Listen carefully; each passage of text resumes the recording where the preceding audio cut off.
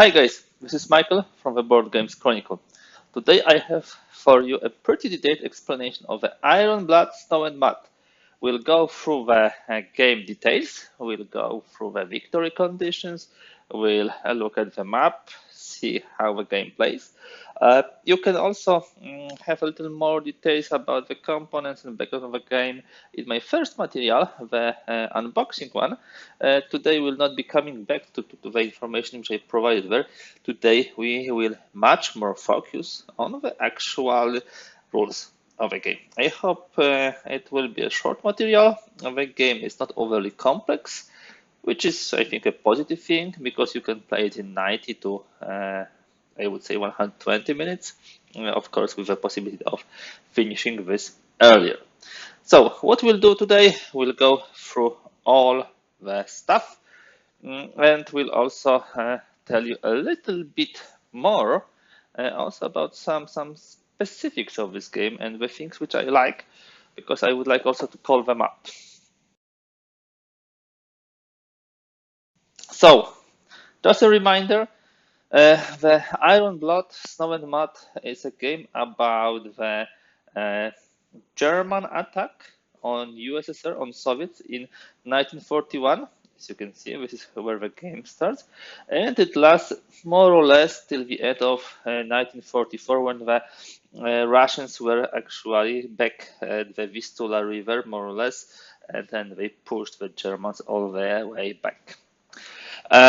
What you can see here is a map with this is the years and seasons track.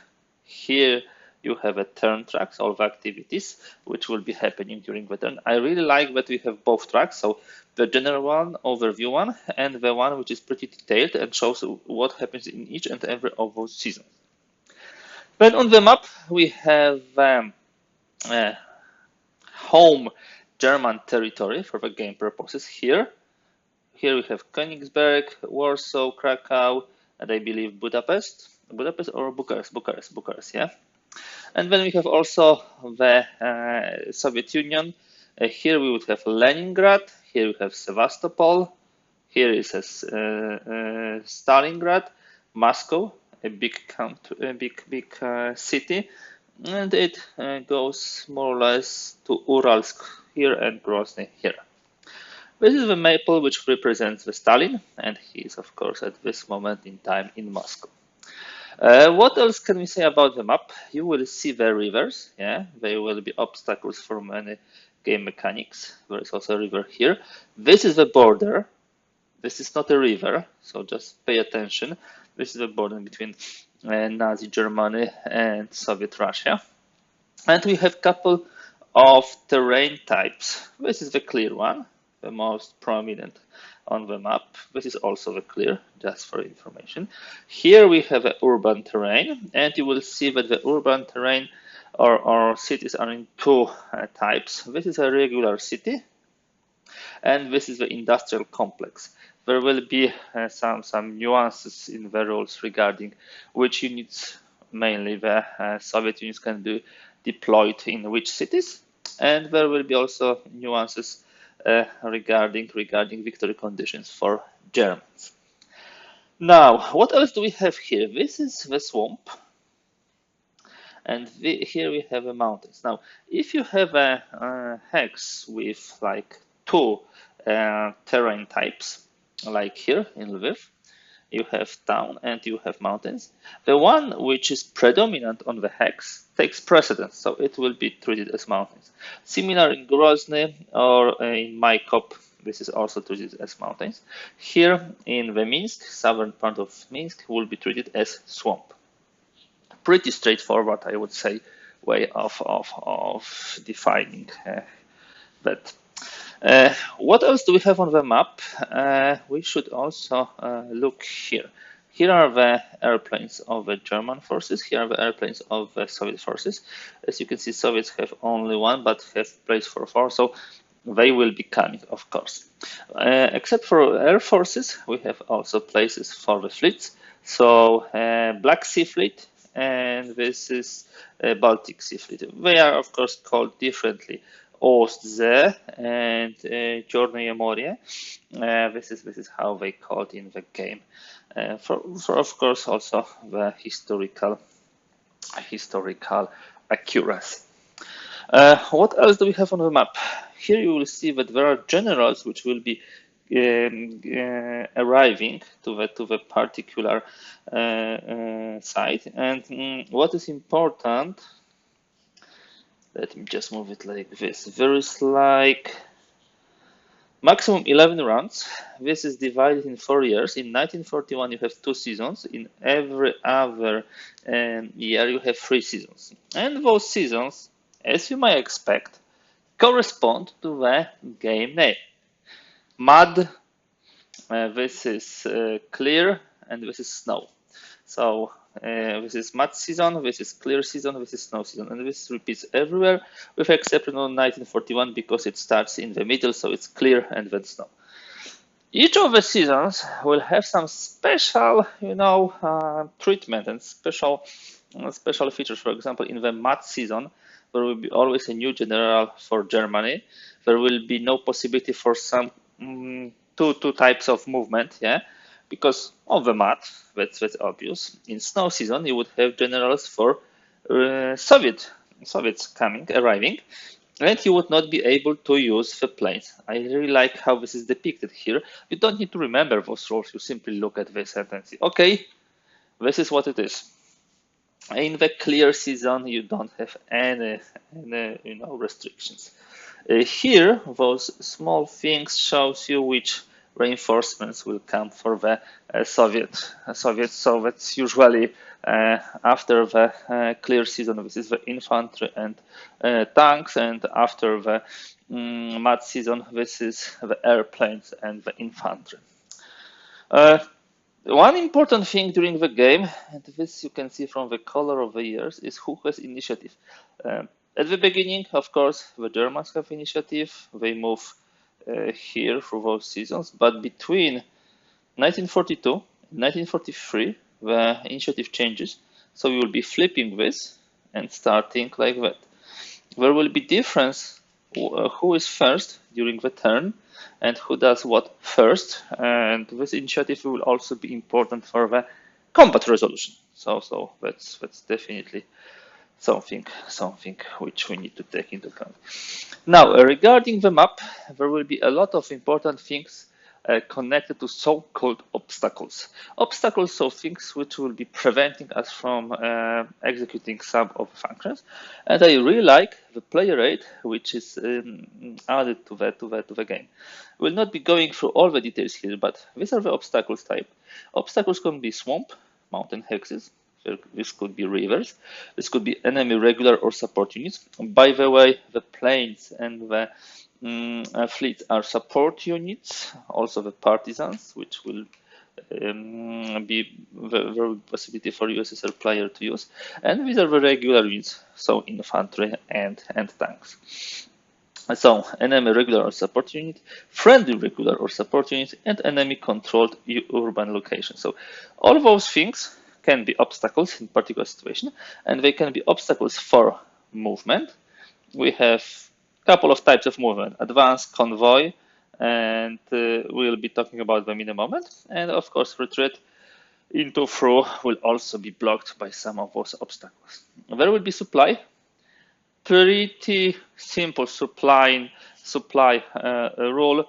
The Germans has to have supply to their cities in the home territory, uninterrupted line of supply, which is not going, if I remember correctly, through swamp and mountains, unless you have a unit there, or there will be also some other things which will be negating them.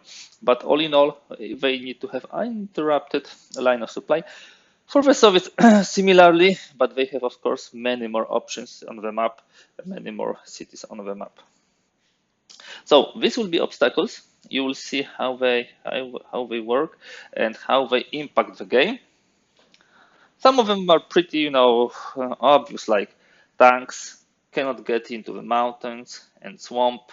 So this is, I believe, pretty straightforward. There is one 1 unit per hex rule in this game.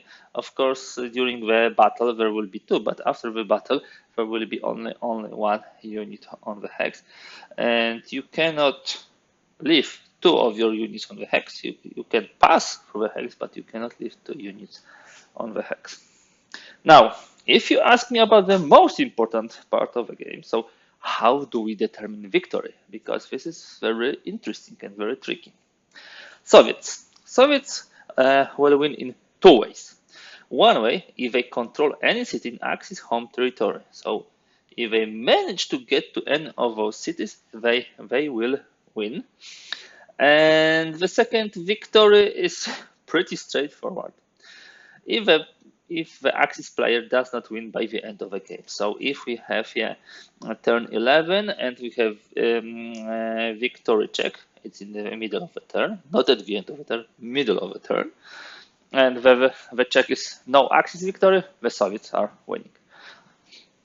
So you may say sudden death victory during the turn, victory check phase if they control the city, and simply the slow victory if they survive till the end of the game. Axis also has 2 ways to win. I like it, that there is no one way to win, but there is a couple of strategies you can pursue. First is if they control the city where Stalin is located. At the beginning, of course, the Stalin is located in Moscow, but this doesn't have to be. I will tell you a little bit about this in a moment. But if they control the city where the Stalin is during the victory check, so here, this is the moment when they will be simply winning. Yeah, so that's important. This is both control and victory check phase. Second way for the Axis to win will be, and this is important, if they destroyed at least 1 fortress, so either Leningrad or Sevastopol, and control either Moscow or 3 industrial centers. I told you that those industrial centers will have a special meaning in the game. They are important for the Axis victory. So for the Axis to win during the game, they need to control either the city with Stalin. He will be able to run, for example, to Grozny, but he can run only once. Or if they do not catch the Stalin, they need to destroy at least 1 of the fortresses and add to this either Moscow or 3 industrial cities. By the way, we would have such a nice markers which will be showing us that the Germans are controlling cities, and they are 2-sided, so you can clearly see immediately that this is the industrial zone. So these are the rules for the Germans, and that means that essentially they can have a northern strategy going for Leningrad and Moscow, which gives them victory, or the southern strategy going for Sevastopol, Kharkov, Kiev, Rostov, for example, or maybe Kiev, Kharkov, and Stalingrad. 3 industrial cities, plus, of course, one of the fortresses, in this case, Sevastopol. So a lot of flexibility. The setup which I'm showing now, by the way, is the suggested setup. The USSR forces are predetermined. You cannot change them, but the German forces you can flip wherever you want. This is the suggested setup for the initial game. Yep, I think I gave you a pretty decent overview. I'm just checking if we should already dive into the more detailed, description of the game. One thing about the fleet, they can impact both the supply and the combat into the hexes adjacent to the seas where they are. So, for example, for the Chornoye Morje, it will be 1, 2, 3, 4, 5, 6, 7, 8, at least 8 hexes, yeah, from what I can see. And for example, here the impact of the fleet will be here, Leningrad, it will be here, Riga, but not here. The swamp, as you can see, is not adjacent to sea. So this is on purpose. This is a design purpose. It shows the really difficult approach to Leningrad here. So this is definitely important thing to note. Now, I believe it's time to talk about phases. So we'll be talking about all of those things here, which are happening during one season. And then we'll deep dive a bit into the rules. I will tell you a little about how in details this game is being played. Okay, guys, let's deep dive into the particular phases. So we'll be now going through all the phases which encompass a turn. The first phase is a fleet and air support, and in this phase simply we deploy the planes and the fleets. First of all, the initiative player is doing this, and second of all, of course, the inactive player is doing this. What the planes can do, they have a couple of useful features. First and foremost, before the moves, as you can see, still here in the beginning, we can put them on the hexes so they can support the combat. For example, here, for example, here. They can also be put on the fleet so they negate it. So the fleet will not be able, the opponent will not be able to use. One of the advantages of being an initiative player, you can do it to your opponent. We can put them also to provide the supply path. We don't have any problems with supply at this moment in time, so I believe this does not make any sense. And it can also block retreat paths. So if you, for example, put the plane here, this infantry will not be able to retreat here. By the way, when we'll be doing the combats, we'll be also talking about how the retreats are being done. So let's assume that we put those here.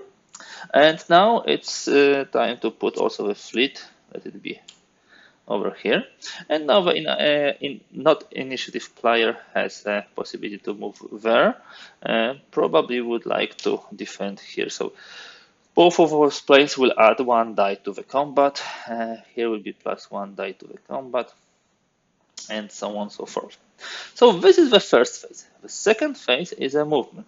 And it's again, first of all, the initiative player moves, then the not initiative player.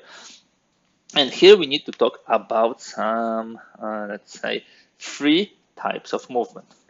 First type of movement is advance. This is the most easy type of movement. It's movement by 1 hex, just like this, with the only, let's say, couple of caveats, like the tank cannot move into the mountain or into the swamp. And also we cannot move into the hex already with our unit because this is stacking. This violates stacking limits here. So advance cannot be into the hex with your own unit. Other than that, this is pretty standard, and it simply allows you to push forward. The other type of move is, for example, if we put tank here, they can blitz. It's only for tanks and not always. The blitz is not allowed, if I remember correctly, in the match season.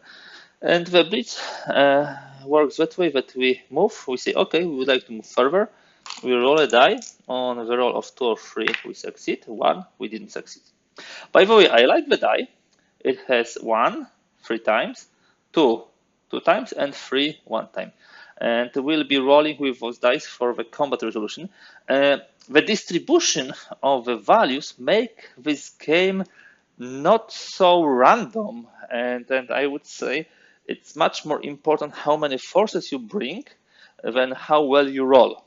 And as you shall see in a moment, being initiative player also wins you the ties, which is very important. So we talk about advance, we talk about blitz, but what I love in this game, and I treat as a unique mechanic, is a convoy mechanic. Convoy, actually, movement by convoy allows regular units, so yeah, those units, to move through a chain of adjacent hexes. Of course, each of those hexes has to contain a friendly regular unit, and there could be no obstacles, but still you can move really far away. There is really no limit to the amount of hexes such a unit can convoy through, of course, if it meets all those requirements. Let me move back those guys here. So the important thing is also that we will be doing when we will be doing the convoy, and the last step on the convoy, we can do the advance. So we can actually enter the hex with the enemy, the city, so on and so forth. So, okay. So we shall probably do those convoys. And first of all, the initiative player, the Germans, they would like to hit, and they would like to hit hard. So we start the counts. We start with this infantry. I believe not. You see, there is a river here, so we'll not be able to move this tank later on. Important thing. So let me do the convoy like this. Hop, hop, hop. And you see, when you moved, you flip the unit. That way, first of all, you show from which hex you entered. It might be important for the retreat purposes and some other purposes. So this convoy works that way because you have all over here the clear terrain. Then we can convoy with this tank to attack here. Okay. Now we can convoy with this infantry to go here to support this fight, because the infantry can actually support the fight. This infantry can go into the mountains. Those guys can simply go here to fight. I'm not saying I'm doing the optimal moves. Some of them might not be so super optimal, but I hope most of them will be good. Okay, let me move this tank here. Why? To cut the retreat path for those units. Now we can move this unit here. We can move this unit here. I love how this convoy works. This unit here. And now in the north, we should also try to do some decent attack. We can move here. We can do the move here to attack. You see, this is kind of a teach and play. I hope you like it. And then we can move here. Now, we risk a bit if we lose this fight, leaving the Königsberg, but we should still be okay. By the way, the Germans are starting with one of the generals. They are one-time bonuses. In this case, we can have one more move, and those bonuses are the only, I believe, hidden information in the game. So I really like to play it solo and try to optimize my moves. So you see, this is the movement phase. Now the inactive player can have their moves now, and one of the things which they can do in the movement is disengage. There's a possibility to disengage in case of tank being attacked by infantry. It's automatic, but in all other cases we roll a die, and then we need to roll, I believe, 2 or 3 in order to disengage. And yeah, regularly in a hex containing an enemy support unit may exit that hex freely as a part of its movement, but to attempt to disengage from the regular combat, so where we stand in a hex with a regular unit, we need to roll. And I said it wrongly. We need to roll 3, so it's really hard. This is 1/6 to do it. Okay. Do we want to disengage somewhere? We might actually. The good thing is that we can disengage here and get into the Königsberg, which be a disaster for Germans. So maybe we should not move this last one infantry. It will still be giving the support to this fight. Yeah, this is much more reasonable. And of course, we haven't moved this tank, and I believe we can hit here, which is also a nice attack, because those guys will have nowhere to retreat. This is the river, and this is blocked by the plains. Now it's better. So do we want to disengage? So many attacking us here. And by the way, when we will be resolving the combat, there is a chance for us to die. So let me try to disengage here. One, no. Here would be good to disengage. Let me see where I can move. Move a unit by advance, convoy, or blitz. Okay. So this is again also a very risky movement to leave all those hexes empty, because they, if they disengage, they can get here and then here.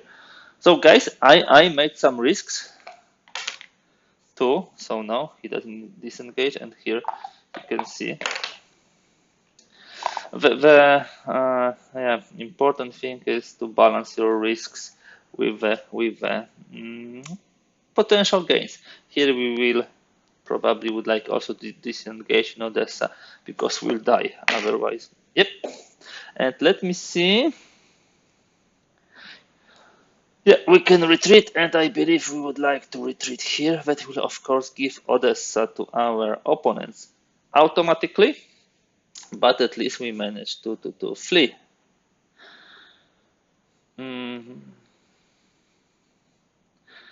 Okay, phase 3 is, so we should probably turn, to show who is doing what. So it was the Soviet movement. Now we have combat. The combat resolution is decided by the initiative player.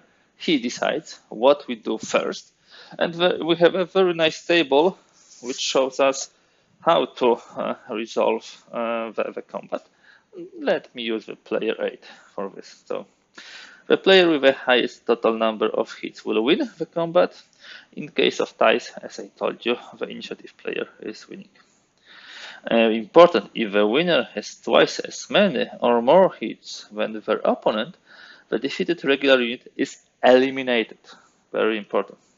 Retreat. If a unit is defeated but not eliminated, it must retreat. It must retreat too. If possible, the hex it entered from. Otherwise, for Soviets, as eastwards, and eastwards means directly eastwards, or if possible, even northeast, southeast. And for the Germans, it's westwards, so in this direction, or northwest, southwest. Yeah. Unit may not retreat into hex contains an obstacle. This is why we put those guys here. Is the hex that the opponent's regular unit attacked from. So we cannot retreat to the hex from which we came.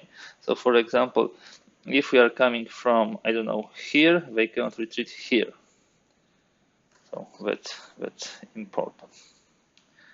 And now combat die, because that's what decides who has bigger chance to win.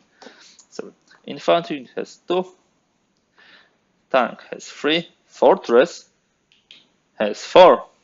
We get 1 per adjacent friendly infantry unit. We get 1 per friendly air or fleet unit. And if a combat takes place in a hex in a friendly control to urban location, we also get 1 die. And this is really pretty straightforward, as you can see. So what we will do now, we'll simply resolve from the top to bottom. In this case, the Soviets has 2 for the infantry, 1 for the city, 1 for the plain. Germans have 3 for the tank, 2 for 2 adjacent infantries. Infantries are very important. 1 for the plain, and 1 for the fleet. So let me roll. So we have 5 here. Not very good roll. I believe we might suffer from this. Yes. But still, this is also not very good. But is it enough? My goodness. It's 10. 10 to 5. Those Soviets are dead. And they were supposed to survive. Okay, those two cases are to large extent kind of a done deal, I would say. I would say this is a done deal, although we should probably not move in such a way because they will be able to retreat here. That was a mistake, so most probably we should put this unit here and this unit here and don't have this attack, which is much safer approach. Let's leave it like that. And as you can see, I'm still learning this game. It will be easier to kill simply those guys. So attack here. We're going from the north to south. This is 2 for the Soviets, and I believe that's everything. For Germans, this is 3. These are 2 infantries, and that will be it. Yeah, no more for the Germans. 3 plus 2. This is 5. Let me roll, and there is no retreat path. So most probably, yeah, this is a success. So 7. It's even killed because of the result of the fight. So second is unfortunately dead. Here there will be some more die for the Soviets. 2 because of the infantry. 1 because of the city. Now the Germans have 3 from the tank and 2 from the infantry. So this is 5 to 3. Close is probably 5. And this is 5. And this is 7. So yeah, they are also destroyed, although it was much closer, most probably the comfort level of the Germans. So these were the combats. No more combats, I believe, on the map. And now we go to removal of partisans. I believe this is called anti-partisan activity. There are no partisans on the map, so there will be no anti-partisan activity. Now we have control and victory check. So the Odessa is controlled now by the Germans. In order to control the enemy urban zone, you need to have regular units in all its hexes. And Lviv is also controlled. But Riga is of course not controlled because we don't have a unit here.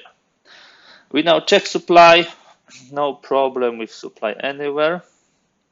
By the way, guys, I believe that we skipped one thing and to quickly move to the combat. The Russians were able to move before the combat, and I believe we would like to move them a bit. Yeah, just like that, only this. Okay, and now no anti-partisan activity. So this was the control now. This was the control, this was the supply, and now we remove all of those planes. Pretty nicely done graphically. I like how they look. Then we have important phase, which is called reinforcements and Stalin. And let me just check to make sure that we do everything in order. So reinforcements, this is first in the mud season. It's not mud season, this is the clear season.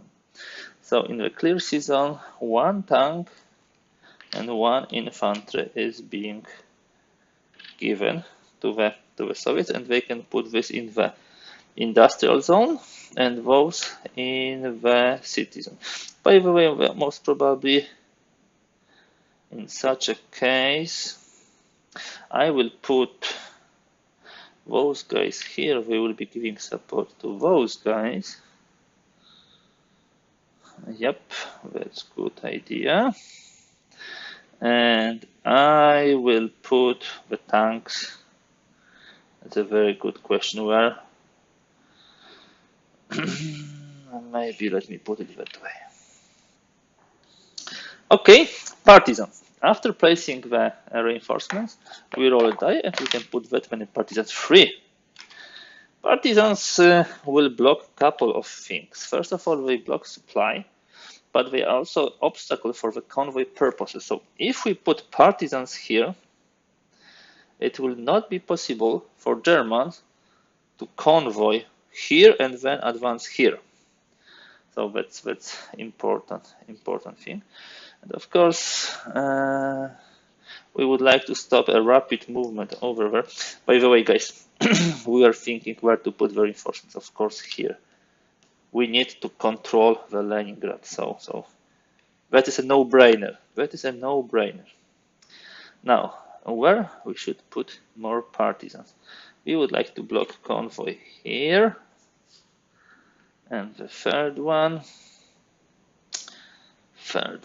I believe we would like to block the convoy here. It's tough playing as German in this game. Would we like to move the Stalin? No, we don't. We don't want to move the Stalin. By the way, this also should go here. And now, what happens? We reach the end of turn 1 or season 1, and we'll be moving here. And when we move here, now it's the Soviets who have general. That one allows to reroll one die. Okay, so this is more or less how the gameplay looks like. I think we are doing pretty well. So if you don't mind, guys, let's try to play one more turn to show you even more about the game. Let us play, as I said, one more turn. So this will be, excuse me, turn 2. Let me move our generals here. And we follow the usual sequence of play. So first of all, the German player will place its units. Now, with all those partisans, we'll have some problems, definitely, to strike and strike hard, but there are places where we can do it. Yep, there are here for sure. I believe we might also consider attacking here, although this is a really powerful tank unit in city, which might not be the best way to attack. Here we would need to get rid of those partisans, those definitely two. See, we have 1, 2, 3, 4, 5 tanks to the south on the Pripyat marshes and only one to the north, which is now definitely causing a little troubles for us. So maybe let me try with those two planes. Let me try to make sure we will win here in Riga, and let me push harder at Kiev. Yeah, let's do it that way. Let me see if I can attack partisans with planes. I don't believe so. I would need to double check. Okay.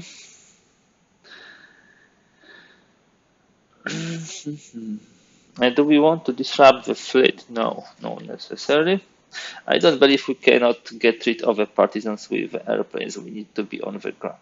So this will be the deployment. Here,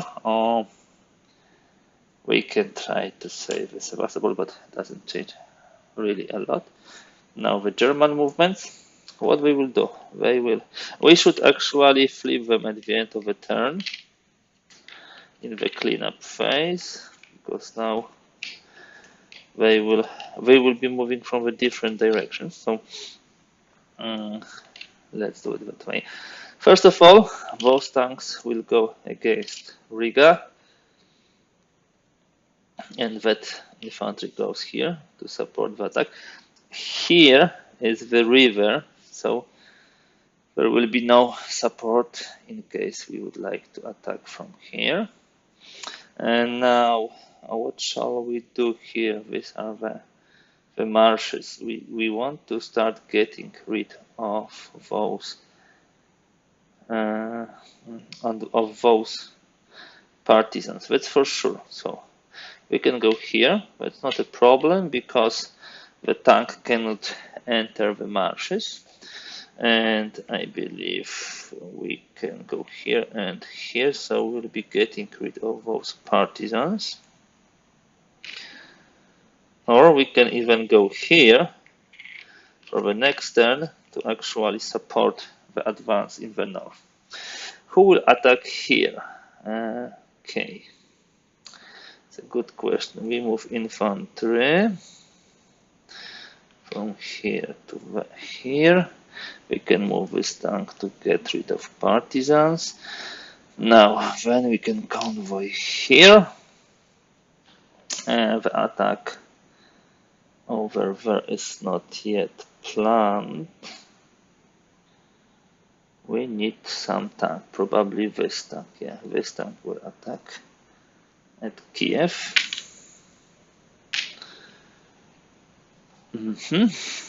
I will not move those guys. Before we moved this tank, we could potentially convoy those guys here, and those cannot use any kind of convoy, so they will unfortunately stay where they are, or maybe they will move that way because then we have a chain also over here to move for the next turn. There will be no attack here, there will be no movement here. No, we need to do it. Okay, I believe that's all for now. So now the Russians, by the way, they wanted to defend somewhere, yes, definitely here. They can move. They can try to disengage on 3. No luck.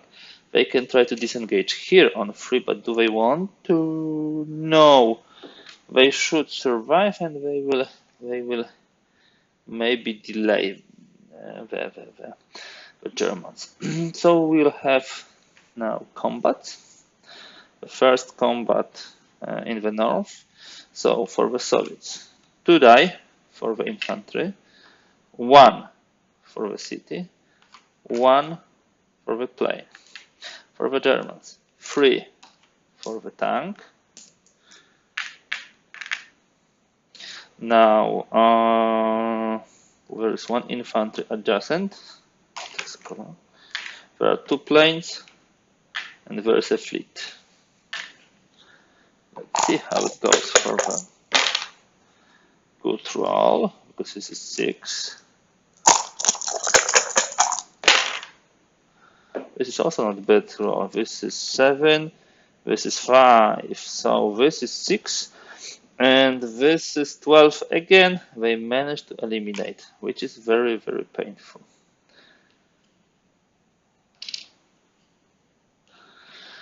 Here we actually can only push them to this area, so that will not be a big battle from the consequences perspective. But maybe we can kill this tank. The tank will defend 3 + 1 for the city, and the Germans will attack 3.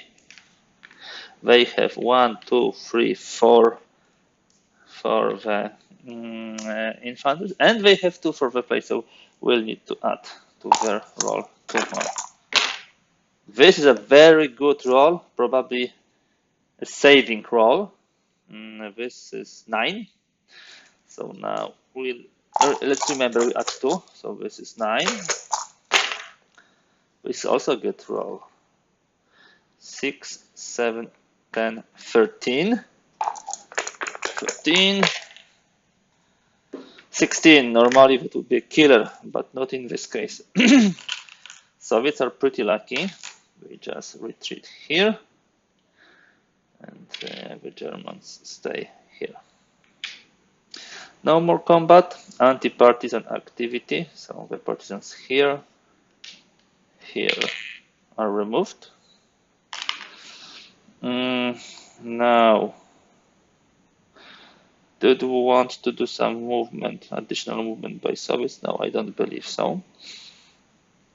This is completely fine. So now the control and victory check. The control here stays in the Soviet hands, here in the Soviet hands. Here the Germans take over Riga. Okay. Now supply.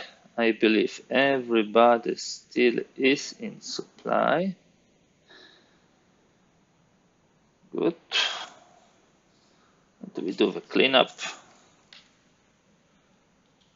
And as you can see, the game progresses nicely forward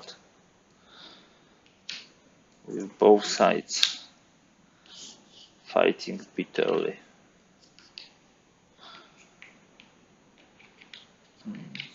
Those partisans really stopped the German progress.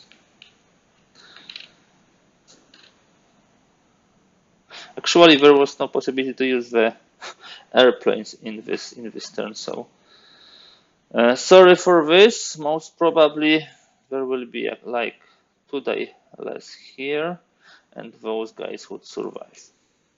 Yep, that would be the only difference to the game here, as far as the roles are concerned. Okay, see, need to remember about it and keep track of it. Now we are in this last phase, so the reinforcements phase. There are no reinforcements after this turn. We do not move Stalin, but we might still place the partisans. There will be 1 partisan this time, and that's the thing which we're checking, and this is the correct way to play. We can put a partisan here. This is the initial Soviet territory, and as per the rules, partisans, Soviet player was die. The result of the roll is number of partisans. Partisans units can be deployed on any empty hex, no units of either side in Soviet territory. So this is possible to place them here, and they of course block the supply from here. There is still a supply from here, but you will see that it's getting trickier and trickier with the Germans progressing. Okay, that ends the turn 2. I believe we'll stop here. Sorry for this mistake with the planes. I moved too quickly with the play and wanted to show a lot to you guys. As you can see, the game is very dynamic. A lot of things happening. It's a very tough puzzle to crack for the Germans. Not an easy way to win. Of course, they have a big punch at the beginning of the game and a really big forces, which allows them to do a lot. They have 1 general on top. They have air fleet. They have a lot of tanks and a lot of infantry. As you can see, they also destroyed a lot of Soviets. Here, I believe, here they were destroyed. Here once they were destroyed. So this definitely gives a satisfaction when you push forward. But of course, this progress is slowly stopping, and it will at some moment in time stop. The question is whether it will stop before achieving the victory, or unfortunately before, or maybe at the brink, or after it was won. In this case, I believe the big thing which really prevented the German progress was actually in the south, where those guys managed to disengage here and then get here, and where the partisan was put here, which prevents the convoy going through this place. Of course, you can advance at the last step on the convoy, but you cannot move further. So I believe this is a very funny game to play.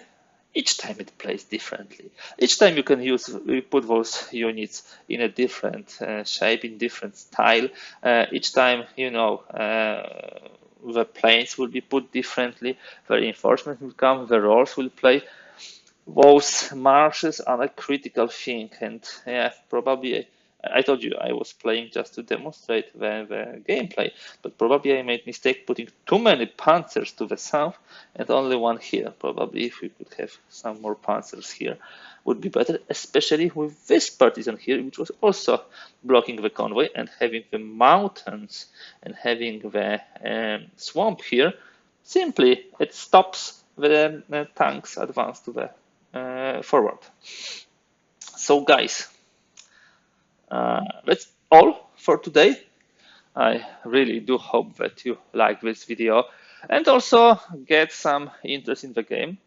I'm really fond of this game, really like it. Small, quick, brutal, and replayable. World War II Eastern Front game. It's pretty solitary friendly, as you can see. So you can play with a colleague, you can play alone, and also beautifully produced. I really like the way the Phalanx is doing their production. Just look at the cover. It's one of the better covers I saw for the games. So guys, please give thumbs up to the game and to this video. Kindly please subscribe so you can see more content like this, and leave your comments, leave your opinions, and if I made any mistakes during the gameplay, feel free to point them out. This is completely okay. I was trying to do my best, and hopefully to give you the feeling of a game rather than the perfect solution for the strategy, which I hope you will discover yourself. Thank you for watching today, and bye.